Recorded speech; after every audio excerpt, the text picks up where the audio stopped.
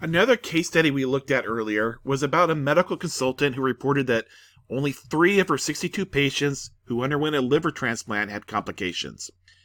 And this was a lot less than the more common complication rate of 10%. As with the opportunity cost study, let's reanalyze the data in the context of a normal distribution and compare the results. So, the consultant claimed her work was meaningfully contributing to the reduction of complications. So the two-sided hypotheses are thus. The null hypothesis is that the consultant's complication rate is equal to the national average of 10%. So that is, the proportion is equal to 0.1. The alternative is that the consultant's complication rate is not equal to the national average of 10%. That is, the alternative is that the proportion is not equal to 0.1. Based on the sample, the point estimate is 3 out of 62, or 0.0484, so about 4.8%. 100,000 simulations were run, and it came out with a p-value, estimated two-tail p-value of 0.2078, so about 21%.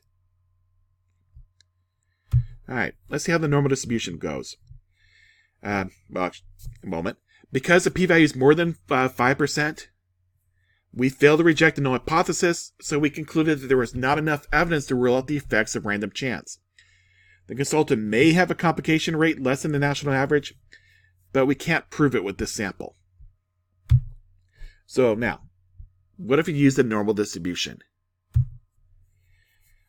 This figure summarizes the null distribution that we found with the randomization test.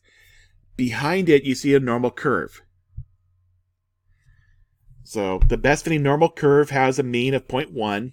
That's the point estimate. That's the null value. The standard error has a value of 0.038. And the point estimate again was 0.0484. Before I go on, I just want to, if you look carefully, you'll notice that the graph it doesn't really fit the normal distribution all that well. I mean, over here on the left, the bars are less than the normal curve. Over here on the right, the bars are above the normal curve. So the original distribution has some skewness, and as I'll talk about later, the problem we're seeing here is because the sample size wasn't large enough.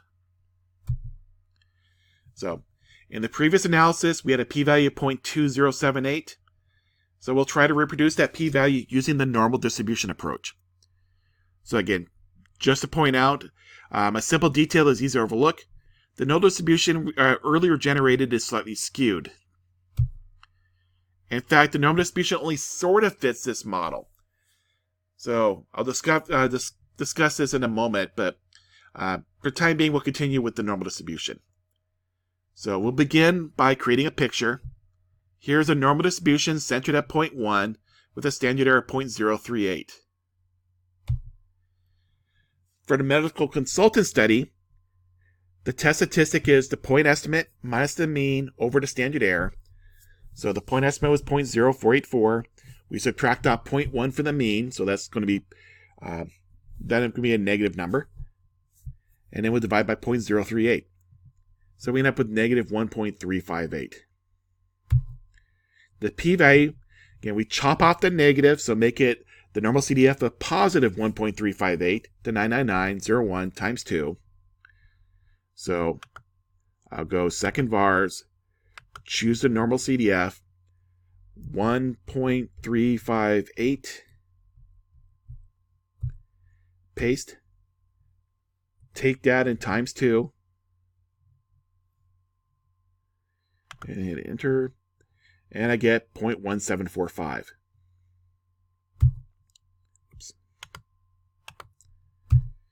So we should fail to reject the null hypothesis.